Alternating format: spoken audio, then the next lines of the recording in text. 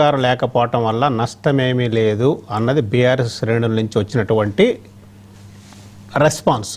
మీ ఆలోచన ఏంటి?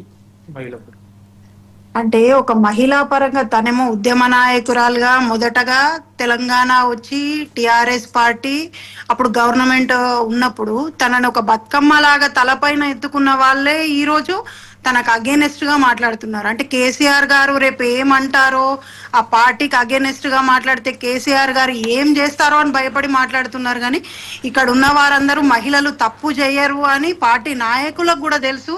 తను కేసీఆర్ బిడ్డ, కేసీఆర్ రక్తమే తనలో ఉంది, తను తప్పు చేయదని భావన.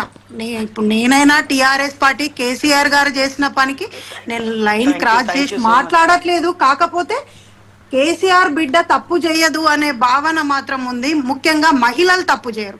అప్పుడు కూడా ఈ టిఆర్ఎస్ పార్టీలో నేను మున్సిపల్ చైర్మన్ గా రెండోసారి 2018-2019 ఎలక్షన్ తర్వాత నాకు కూడా పార్టీ టికెట్ ఇవ్వలేదు. అంటే ఇలా మహిళల్ని ప్రతిసారి పక్కన పెట్టుకుంటూ, అంటే వచ్చేదే కొందరు మహిళలు ఇటు ఇంటిని చూసుకుంటూ ఇటు పార్టీ నడిపించాలా, పార్టీ కార్యకర్తలను చూసుకోవాలా, అందులో ఉందే బీఆర్ఎస్ పార్టీలో కొందరు మహిళలు.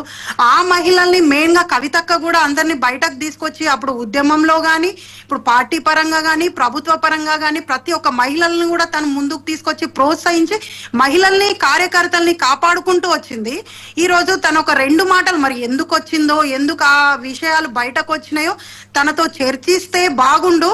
కాకపోతే ఇంత తొందరగా తను నిన్న మాట్లాడితే తనని ఈ రోజే సస్పెండ్ చేయడం చాలా బాధాకరం.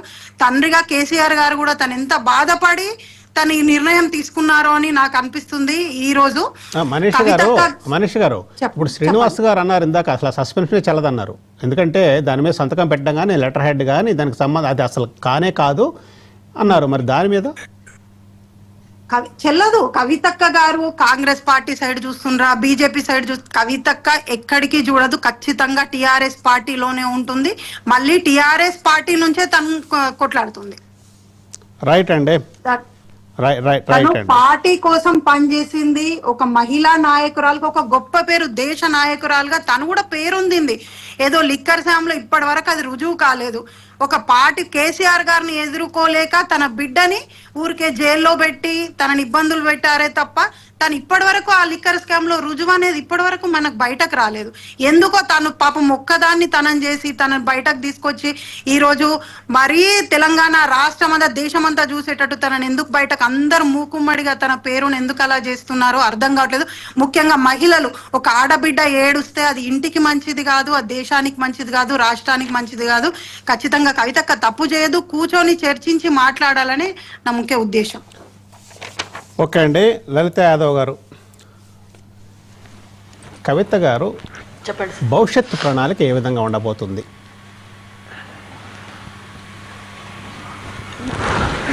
భవిష్యత్ ఏం లేదు.